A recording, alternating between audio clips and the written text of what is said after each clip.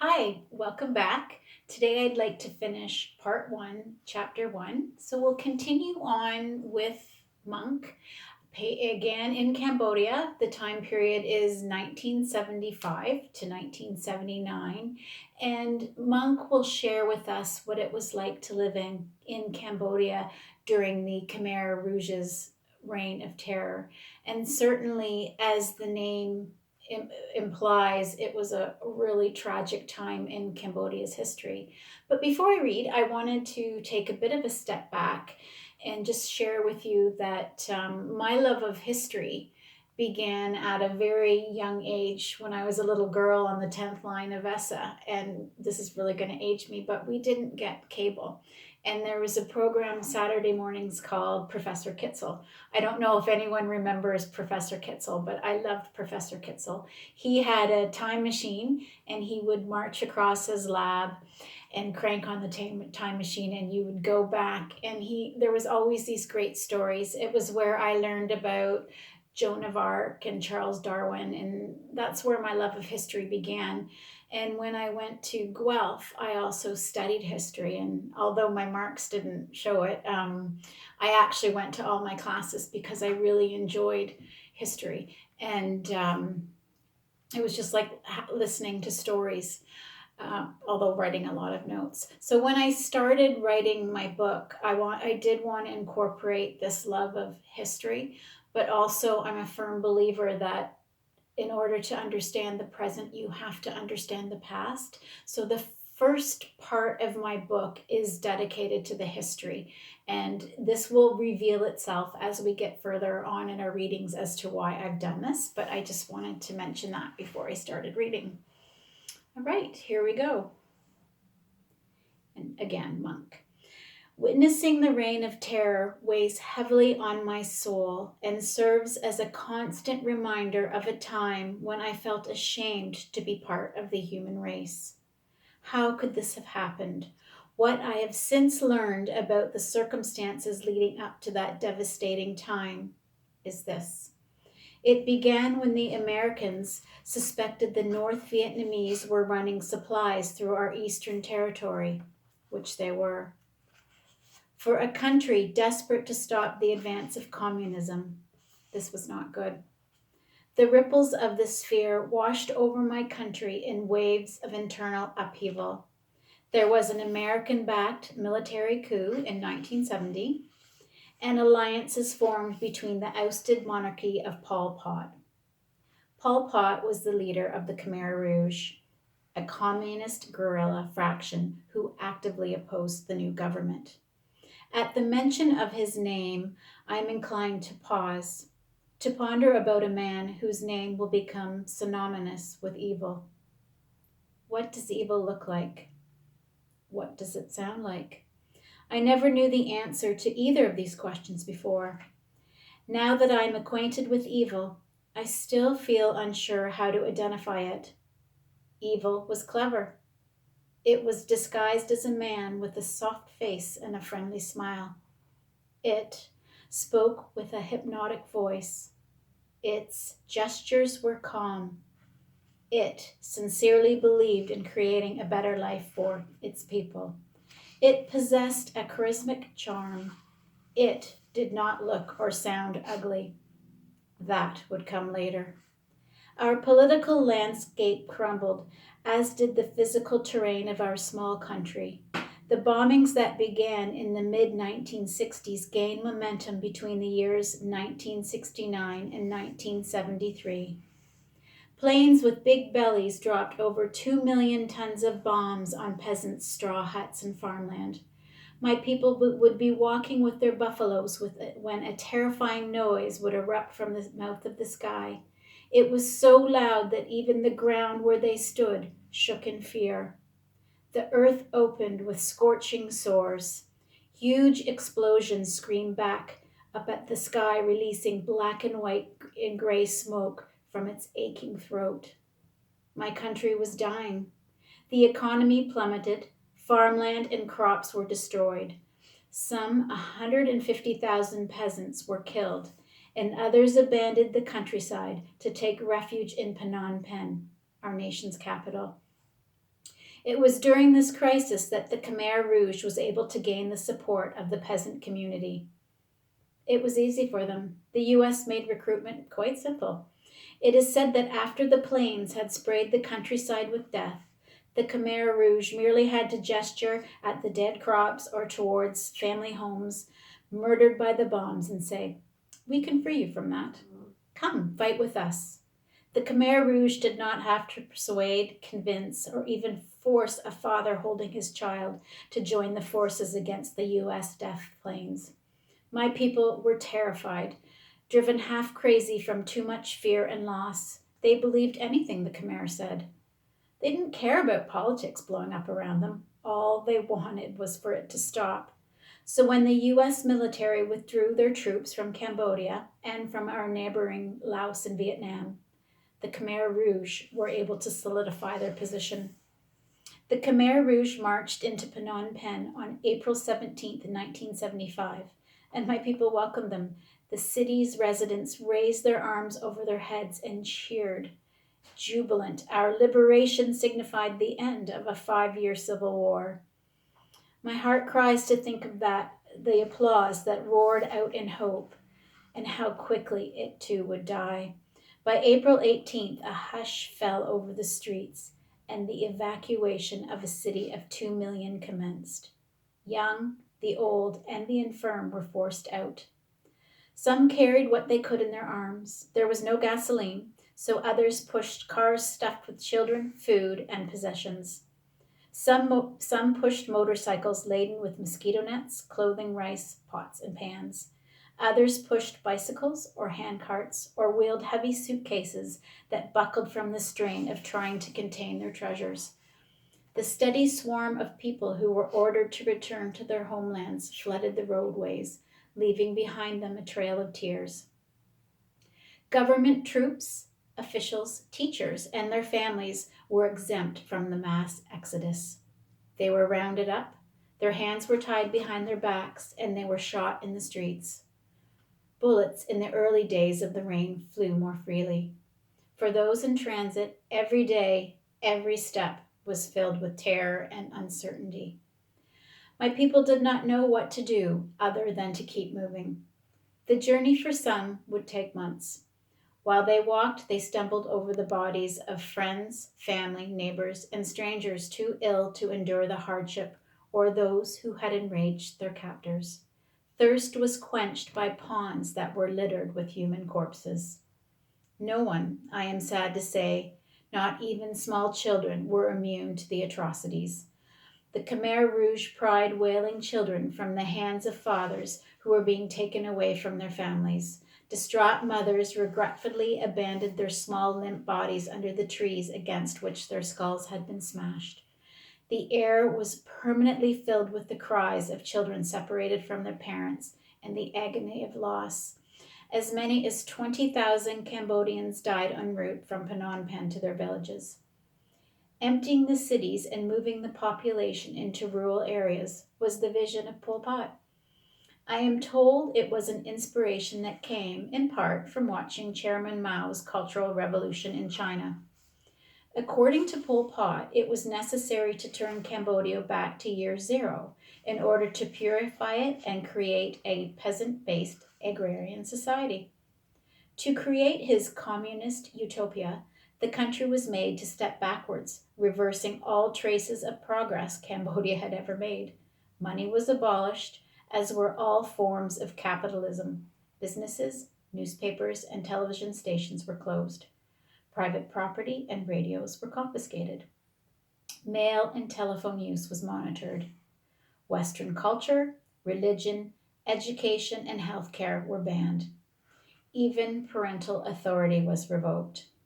The state controlled all aspects of my people's lives through the narrow eyes and bloodied hands of the Khmer Rouge.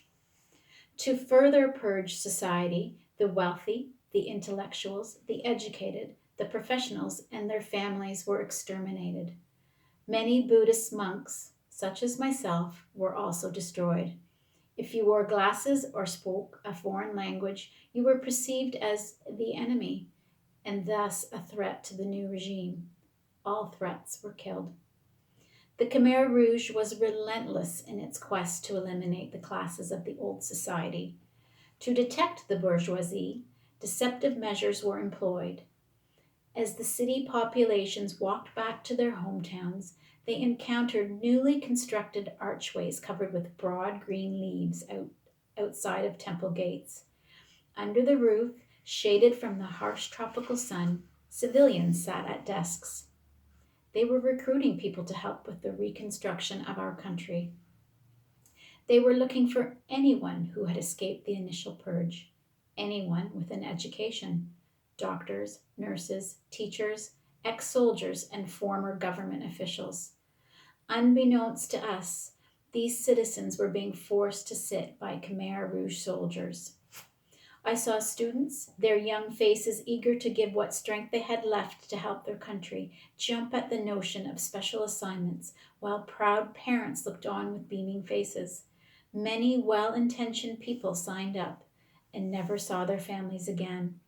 For a nation that was reduced to meager food rations, the promise of food was also used to enlist unsuspecting individuals. When it became apparent who the targets were, to avoid death, people pretended they were from different backgrounds. I witnessed panicked individuals claim to operate a small noodle stand in the market or sell lottery tickets in the streets. Lying about your identity was the best means to survive, as was ignoring previous social acquaintances.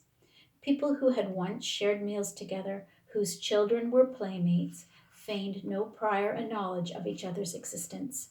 Bosses lived in fear they might encounter their workers. A sighting of an employee would have their stomachs constricted in tight, agonizing palpitations until bile rose high in their throats. Buddha heard the prayers of many bosses imploring him and that their employees would fail to recognize them and give them away. People took great pains not to be detected. Stylish clothes were abandoned in favor of rags and rubber sandals. Fingernails were cut and dirtied. Soft hands were scruffed until smooth skin crinkled and hardened. Eyes were constantly averted from those who might betray you. Despite these efforts, people were not always successful in disguising their rank and fell into the hands of those seeking to destroy them. To exist during this time was hell. My people labored from 4 a.m. to 10 p.m. in what became known as the killing fields. They worked through vicious monsoons and unforgiving heat with only 2 rest periods a day. On a diet of rice porridge, which was more water than rice, people were slowly starved to death. It was forbidden to fish, to grow vegetables, or to venture into the forest to gather food, because to do so was regarded as greedy, a crime against the state. While the Khmer was not looking, people ate what they could scrounge lizards, bugs, and plants, but it was never enough.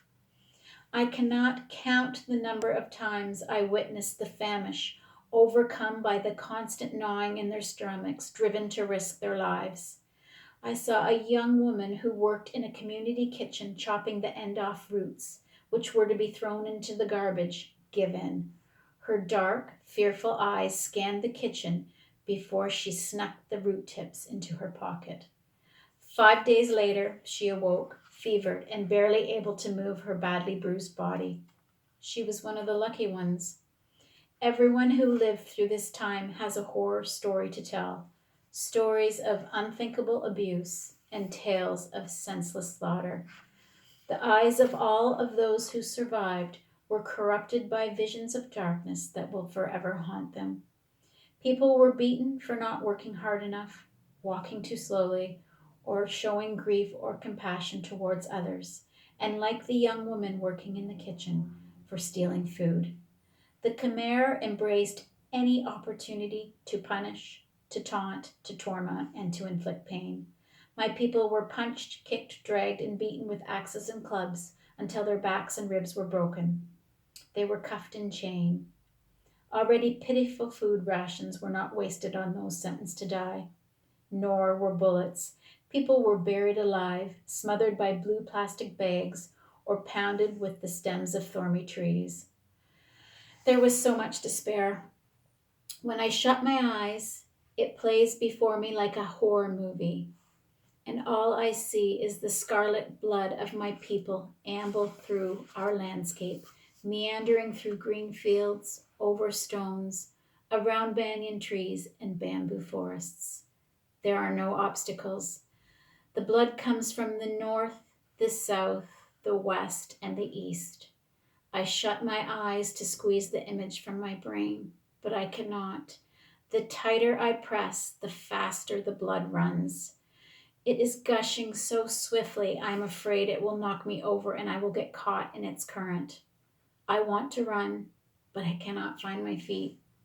I stand silently while the blood pools around me, forming a large red ocean. The sky is angry, and the wind answers in return. I float helplessly on a broad green banana leaf as the wind blows giant scarlet waves around me. My fingers tightly grasp the leaf, and I pray to Buddha. When I wake, I am lying on shore, looking up into a cobalt sky with the golden sun warming my face. I smile at the simple beauty of it, relieved to be awake from my nightmare. I sit up and look around me. It is the same beautiful countryside, but beside me are thousands of skeletons piled high. Some of them are still wearing shredded black rags that cling limply to their bones. Skulls with hollowed eyes stare back at me as if to ask, "Did that really happen?" I have to tell them, yes, it did. For 3 years, 8 months, and 20 days, the Khmer Rouge, under the leadership of Pol Pot, ruled Cambodia. He ruled until the Vietnamese, after a series of violent border confrontations, successfully invaded Cambodia. Pol Pot fled to the jungle, and the world learned of the atrocities that had transpired in our tiny nation.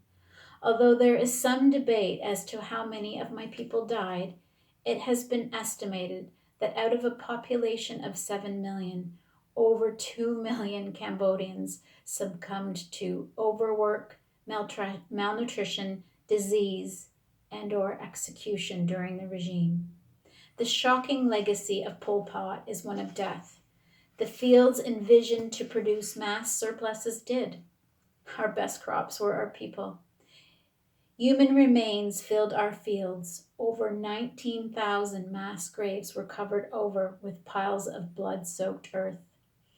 I have heard people whisper when they visit the killing fields. The sound of human bone fragments crunching under each footstep can still be heard, and the air carries with it a distinct sadness even time cannot erase. I am ashamed. I am ashamed that after my death I did not want to be reincarnated. I am a brother. I have a good heart. I should have gone back to give what compassion I could. But I did not want to go. I was afraid. My spirit hovered above the earth, anxiously waiting until the Khmer Rouge was gone. Only then did my spirit return.